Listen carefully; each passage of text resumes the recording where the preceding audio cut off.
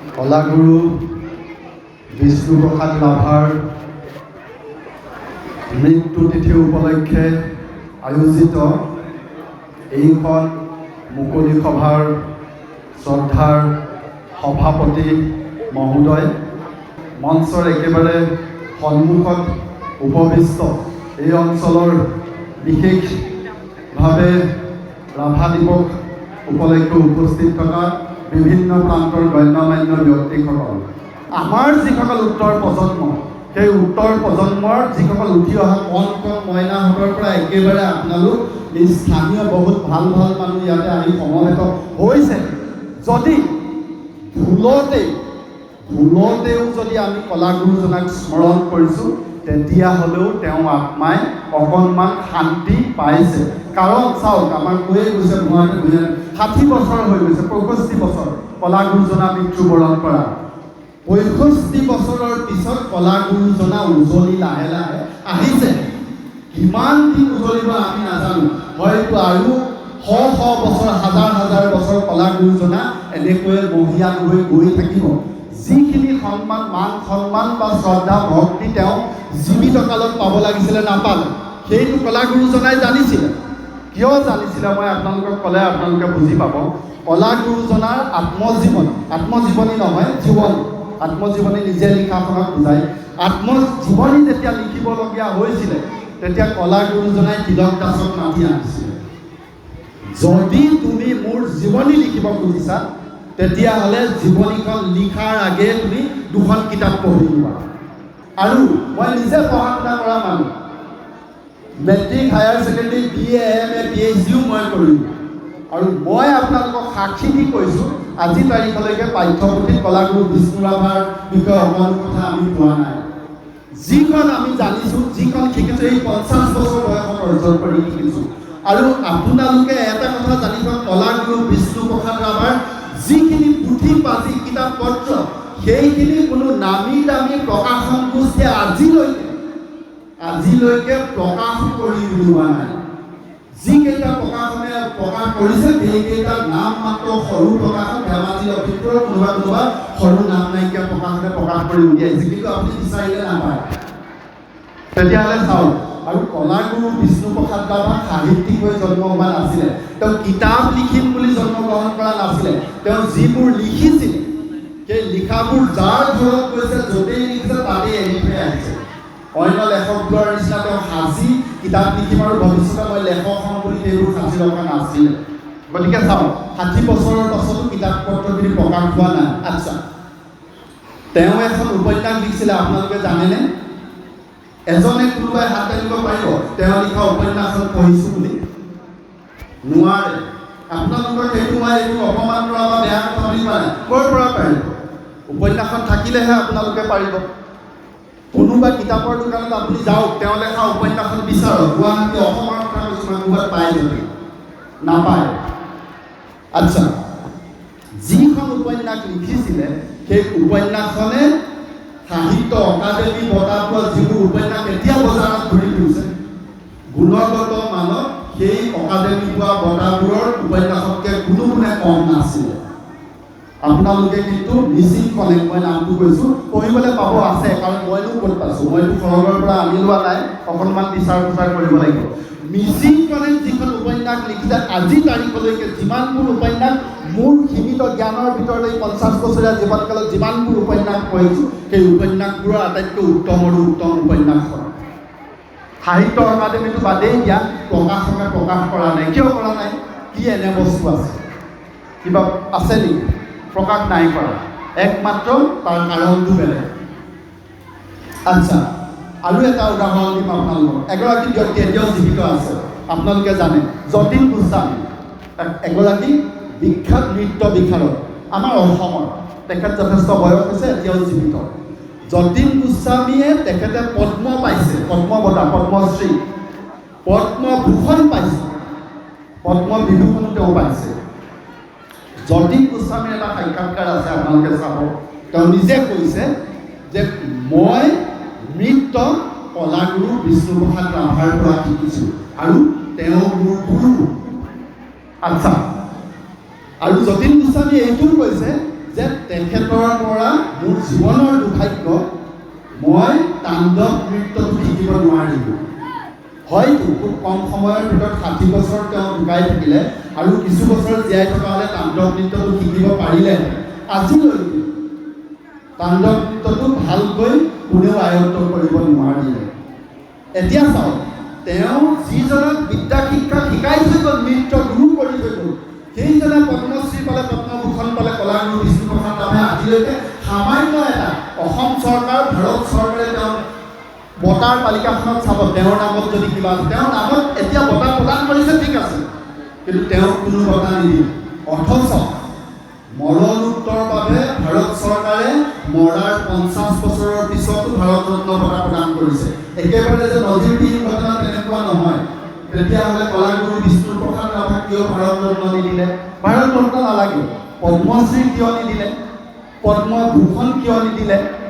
আমি সেইকাৰণে মই যে কৈছোঁ, আপোনালোকে বেয়া পালেও উপায় নাই। বহাগ বিহুৰ নিচিনা বহাগ বিহু যদি আমি নাচি ফূৰ্তি কৰিবলৈ নাপালোঁ, গীত নৃত্য শুনিবলৈ নাপালোঁ, সেইকাৰণে আমি জুন মাহত এটাই উপায় আছে, বিষ্ণু ৰাভা দিৱস পাতিম বুলি যদি ভাবিছে, তেতিয়াহ'লে আৰু ৰাভা দিৱস আজিৰ পৰা বন্ধ হৈ যাওক। দৰ্শকসকলকো অনুৰোধ কৰিছোঁ, আপোনালোকক নালাগে, আপোনালোকৰ সতি সন্ততিক যদি নাম মাত্ৰ বিষ্ণু ৰাভা কোন আছিলেও যদি জনাব আজি তাৰিখলৈকে পৰা নাই, তেতিয়াহ'লে বিষ্ণু ৰাভা সভাত উপস্থিত থাকিবও নালাগে। আৰু কথা ক'বলৈও যদি আপোনালোকে 5 মিনিট সময় নিদিয়ে, তেতিয়াহ'লেতো আৰু সেই আপোনালোকে নাভাবিব যে মই বহুত কিবা জানো, আপোনালোকক জোৰ কৰি কথাখিনি ক'বলৈ মোক নিদিব বুলি মই অসন্তুষ্ট হৈ কৈছোঁ, তেনেকুৱা কথা নহয়। আমি জানিব লাগিব, কাৰণ যিজন মানুহে অসমীয়া কৃষ্টি, অসমীয়া বুৰঞ্জীখন আপোনালোকে যিখিনি বুৰঞ্জী মাৰ্কেটত, মই মাৰ্কেট শব্দটো ব্যৱহাৰ কৰিছোঁ, বজাৰত যিসমূহ বুৰঞ্জী আজিলৈকে প্ৰচলিত হৈ আছে, সেই বুৰঞ্জীবিদসকলৰ বুৰঞ্জীসমূহ যদি পঢ়ে, আপোনালোকে চাব, এজন যদি বুৰঞ্জীবিদে কলাগুৰু বিষ্ণুপ্ৰসাদ ৰাভাৰ বুৰঞ্জীৰ উদ্ধৃতি নিদিয়াকৈ যদি কোনোবাই বুৰঞ্জী লিখিব পাৰিছে, মইতো দেখা নাই। অৱশ্যে কিমান বেছি পঢ়াও নাই আমি, বহুত পঢ়া মানুহ আছে, হয়তো যদি কোনোবাই দেখিছে তেওঁলোকে আঙুলিয়াই দিব। তেতিয়াহ'লে চাওক, তেওঁ গীত নৃত্য নাটক বুৰঞ্জীবিদ আছে, তেওঁ লিখা বুৰঞ্জীখিনি যদি আপোনালোকে আপোনালোকৰ সন্তানক পঢ়ায়, অথচ তেওঁ এজন বিজ্ঞানৰ ছাত্ৰ আছে, পৃথিৱীৰ উৎপত্তিৰ পৰা টানি আনিছে, পৃথিৱীৰ উৎপত্তিৰ পৰা টানি আনি একেবাৰে অসমীয়া কৃষ্টি, অসমীয়া ভাষা, অসমীয়া জাতিটোক কৰ্ম কৰি তেওঁ পৰীক্ষাগাৰত থৈ তেওঁ গোটেইখিনি কথা লিপিবদ্ধ কৰি দিছে। আৰু অকণমান যদি সময় পালেহেঁতেন, তেওঁ কি কৰি পেলালেহেঁতেন কোনো ঠিকনা নাই। অথচ আপোনালোকে জানেনে, যিজন কলাগুৰু বিষ্ণুপ্ৰসাদ ৰাভা দিৱস পাতিছোঁ, সেইজন কলাগুৰু বিষ্ণুপ্ৰসাদ ৰাভা মানুহেই নাছিলে, ৰাভা নাছিলে, তেওঁ আছিলে কছাৰী মানুহ। সেই সময়ত বড়ো কছাৰী আমাৰ একে নিচিনাই ব্যৱহাৰ হয়। তেতিয়া কথাত কিছুমান বস্তু বিষ্ণু ৰাভাৰ এনেকুৱাকৈ উজ্জ্বল হৈ আছে, যিবোৰ কথা আমি মানুহক জানিব লাগে, নাজানো, মই নিজেই নাজানো। চিন্তা চৰ্চা তেতিয়াৰ পৰাহে কৰিবলৈ আৰম্ভ কৰিছোঁ, মানুহজনক লাহে লাহে ভাল পাবলৈ আৰম্ভ কৰিছোঁ। যিটো প্ৰসংগৰ পৰা মই আৰম্ভ কৰিছোঁ, সেই প্ৰসংগটো নাইকিয়া হৈ, সেই প্ৰসংগটো আছিলে যেতিয়া জীৱনীখন লিখিবলৈ লৈছিলে তিলক দাসে। তিলক দাসক কৈছিলে, যদি মোৰ জীৱনী লিখ, তেতিয়াহ'লে 2খন কিতাপ পঢ়িব। কিতাপ 2খন কি আছিলে মই নামটো কৈ দিছোঁ, আপোনালোকে খুব ভাল পাব, আৰু যিসকল সাহিত্যৰ ছাত্ৰ আছে তেওঁলোকেতো ভাল পাবই। কিতাপ 2খন হৈছিলে চেলিৰ নামটো আপোনালোকে নিশ্চয় শুনিছে, কাৰণ যদি কোনোবাই বিষ্ণু ৰাভাৰ নাম নাই শুনা, কিন্তু চেলিৰ নাম শুনিছে। বিশেষকৈ পৃথিৱীৰ বিশ্ব সাহিত্যত চেলিৰ কবিতা নপঢ়া মানুহ খুব, বিশেষকৈ কবিতা চৰ্চা কৰা মানুহ খুব কমেই আছে। চেলিৰ আত্মজীৱনীখন, এৰিয়েল নামৰ যিখন আত্মজীৱনী, সেই আত্মজীৱনীখন তিলক দাসক কৈছিলে যে সেইখন পঢ়িব, পঢ়াৰ পিছতহে মোৰ আত্মজীৱনী আৰম্ভ কৰিবা। তাৰপিছত দ্বিতীয়খন ভিনচেণ্ট ভেন গঘ, পৃথিৱী বিখ্যাত চিত্ৰশিল্পী ভিনচেণ্ট ভেন গঘৰ আত্মজীৱনী লাষ্ট ফৰ লাইফ, জীৱনৰ প্ৰতি তৃষা। এই উপন্যাস, এই 2খন পঢ়িলে জীৱনী, এই 2খন পঢ়াৰ পিছতহে মোৰ জীৱনী আৰম্ভ কৰিলোঁ। কিয় কৈছিলে সেই কথাটো আপোনালোকে চাওক, যিজন মানুহে স্বাধীনতাৰ কাৰণে, ভাৰতবৰ্ষখন স্বাধীনতা যুঁজত তেওঁ সশস্ত্ৰ সংগ্ৰামী হৈ নামি পৰিছিলে, সেইজন মানুহক ভাৰতবৰ্ষ স্বাধীনতা পোৱাৰ মাত্ৰ 2টা বছৰৰ পিছত সেইজন কলাগুৰু বিষ্ণু ৰাভাক স্বাধীন ভাৰতে স্বাধীনতা যুঁজাৰু জনক 1952 চনত ৰাজপথেদি কঁকালত ৰছী লগাই চুচৰাই টানি নিছিলে। সেইজন আছিলে কলাগুৰু বিষ্ণুপ্ৰসাদ ৰাভা। সেইজন কলাগুৰু বিষ্ণুপ্ৰসাদ ৰাভাৰ তেতিয়া উপলব্ধি কৰিছিলে তেওঁ কিয় ভিনচেণ্ট ভেন গগ আৰু চেলিৰ কথা কৈছিলে। চেলি আপোনালোকে বৰ বেছি নাজানিলেও হ'ব, কিন্তু এটা কথা জানি ভাল লাগিব মই কিয় কথাটো উত্থাপন কৰিছোঁ। চেলিয়ে মাত্ৰ 26 বছৰ বয়সত মৃত্যুবৰণ কৰিছে। 26 বছৰ। আৰু চেলিৰ মৃত্যু হোৱা আজি প্ৰায় 200 বছৰ হৈছে। যিমানে দিন বাগৰি বাগৰি গৈছে চেলিৰ প্ৰতি মানুহ বেছি হাবিয়া কৰিছে, চেলিক বেছি অধ্যয়ন কৰিছে। বিশ্বব্যাপী পাৰ হৈ এতিয়া আমি ইংৰাজী নজনা সকলেও এতিয়া চেলি পঢ়ি আছোঁ। গতিকে চাওক ভিনচেণ্ট ভেন গগ মাত্ৰ তেওঁ খুব 30 নে 39 মই পাহৰি গৈছোঁ 30 নে 39 বছৰ জীয়াই আছে। গতিকে কলাগুৰু বিষ্ণুপ্ৰসাদ ৰাভাই বুজি পাইছিলে যদি মোৰ জীৱনী লিখক আজি অসমীয়াই আজি ভাৰতীয়ই মোৰ মৰ্যাদা বুজা নাই, কাৰণ তেওঁ জীয়াই থকা সময়ত সেইখন মান সন্মান নাপালে। কিন্তু তেওঁ এতিয়াতো একো নাই। আমি হাজাৰ বিষ্ণু ৰাভাৰ বিষয়ে মই ইমান ডাঙৰ ডাঙৰ চিঞৰিছোঁ। বিষ্ণু ৰাভাই কিবা লাভ হৈছে নেকি? না তেওঁ পৰিয়ালৰ কাৰোবাৰ লাভ হৈছে। গতিকে সেইজন তেওঁ বুজি পাইছিলে যে মোৰ যেতিয়া মৃত্যুবৰণ হ'ব, মই যেতিয়া এই পৃথিৱীত নাথাকিম, তেতিয়াহ'লে কিন্তু এদিন হ'লেও অসমীয়াই মোৰ অনুপস্থিতি উপলব্ধি কৰিব।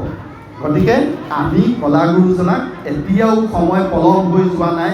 আপোনালোকে আপোনালোকৰ উত্তৰ প্ৰজন্মক মাত্ৰ শিকাই থৈ যাওক নামটো আৰু তেওঁ কিখিনি কাম কৰি থৈ গৈছিলে। তেতিয়াহে অসমীয়াই নিজক জানিব, নিজক বুজিব। কাৰণ অসমখন এখন দেশ নহয়, অসমখন হৈছে বিভিন্ন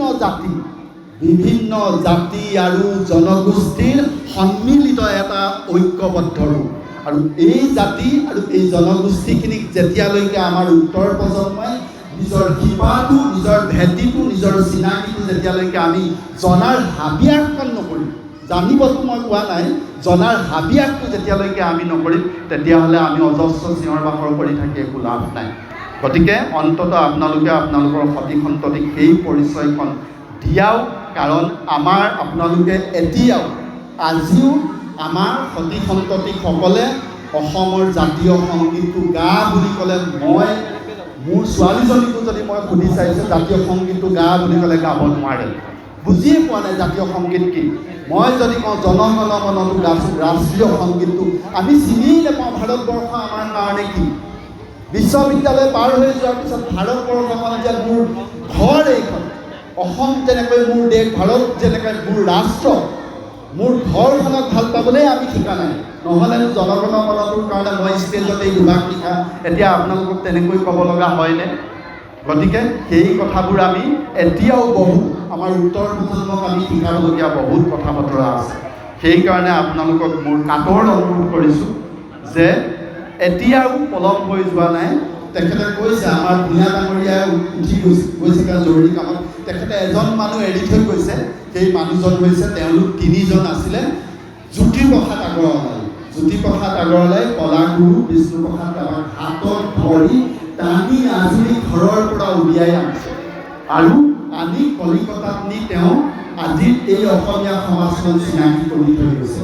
আৰু সেই কলাগুৰু বিষ্ণুপ্ৰসাদ ৰাভাই 9 বছৰ বয়সতে ভূপেন হাজৰিকাক 9 বছৰ বয়সতে ঘৰত গৈ পিতৃ মাতৃৰ পৰা পঢ়া শুনা কৰি থকা ল'ৰাটো টানি আনি কলিকতালৈ লৈ গৈছে আৰু লৈ গৈ অসমৰ অস্তিত্বটো চিনাকি কৰি তেওঁ কান্ধত ভাৰখন থৈ তেওঁ এৰি গুচি গৈছিল। নংপুত যেতিয়া চাহ খাই থকা ভূপেন হাজৰিকাক বিষ্ণুপ্ৰসাদ ৰাভাই কাষত বহাই সুধিছিলে, ভূপেন চোৱা সেই গজালিটো বাঁহৰ আগ এটালি বাঁহৰ গাজ এটাক দেখাই কৈছে যে ভূপেন চোৱা সেই আগটো এতিয়া কাটি লৈ গুচি যাব। তেতিয়া ভূপেন হাজৰিকাই কৈছিলে নিয়ক আকৌ নতুন গজালি ওলাব। আমাৰ গজালি ক'ত? ভূপেন হাজৰিকাৰ পিছত আমাৰ গজালি কি আছে? গতিকে সেইখিনি আমি ক'ৰবাত মিছি আমাৰ ক'ৰবাত লিংক হেৰাইছে আৰু এই লিংক হেৰুৱাটোৱেই আমাৰ জাতিৰ কাৰণে এটা বেয়া চিন। আৰু এই চিনবোৰ আমাৰ চকুৰ সন্মুখত ভাহি আছে, কিন্তু আমি দেখা নাই বা চাবলৈ যত্ন কৰা নাই। সেইকাৰণে মই আপোনালোকক অনুৰোধ কৰিছোঁ আৰু অজস্ৰ ক'বলগীয়া আছে, মই নকওঁ কাৰণ আপোনালোকে বেয়া পাব। জবৰদস্তি মই তেওঁলোকৰ হাজাৰ বেয়া পোৱাটোকো মই নাকচ কৰি অকণমান সময় ল'লোঁ। দায়বোৰ নধৰিব। মই যদিও সমালোচনা কৰিছোঁ, সমালোচনা নহয়, নিজৰ কুকুৰ মানুহ এইখিনি আপোনালোক, মইনো কিমান দূৰৰ মানুহ, এইখিনিৰ মানুহ। আৰু এই যিটো অনুষ্ঠান আয়োজন কৰিছে অসম পত্ৰকাৰ মহাসভা, তেওঁলোকৰ লগত মোৰ এটা দীৰ্ঘদিনীয়া সম্পৰ্ক আছে। তেওঁলোকৰ জন্মলগ্নৰ পৰা তেওঁলোকৰ লগত মই জড়িত আছোঁ। নিজে অনুষ্ঠানটোৰ মই উপদেষ্টাও, গতিকে তেওঁলোকৰে ওপৰত এটা মোৰ হক আছে। তেওঁলোকে যে এইখন মৰ্ষা কৰিছে, ইমান দুৰ্যোগৰ মাজতো যে বিষ্ণু ৰাভা দিৱসখন এই অঞ্চলত পাতিছে, তেওঁলোকক মই কৃতজ্ঞতা জনাইছোঁ। যোৱা বছৰো তেওঁলোকে আয়োজন কৰিছিলে লাহোৱালতে। আৰু আপোনালোক যে গঞাই তেওঁলোকৰ লগত যে এইখন হাত উজান দিলে, তাৰ বাবে আপোনালোককো মোৰ সঁচাকৈ অন্তৰৰ পৰা অলেখ কৃতজ্ঞতা জনাইছোঁ। কথা কওঁতে অকণমান উষ্মা হৈছে, তাৰ কাৰণে আপোনালোকে দায়ী নধৰিব, কাৰণ যিদিনাখনেই কলাগুৰু বিষ্ণু ৰাভাক ভাল পাবলৈ ল'লোঁ, সেইদিনাখনৰ পৰাই মনত অহৰহ গাজি কুমৰি খং এটা লাগিয়েই থাকে। সেই খংটো আপোনালোকৰ কাৰণে নহয়, সেই খংটো জাতিৰ কাৰণে হয়। গতিকে কথাত যদি কিবা আপোনালোকে অকণমান ভুল হৈছে, তাৰ বাবে আপোনালোকৰ নিজৰ এজন সন্তান বুলি দায়ী মৰিখন কৰিব। শেষত পুনৰ মই সকলোলৈকে কৃতজ্ঞতা জনাই মোৰ বক্তব্য সামৰিছোঁ। ধন্যবাদ। জয় আই অসম, জয় হিন্দ।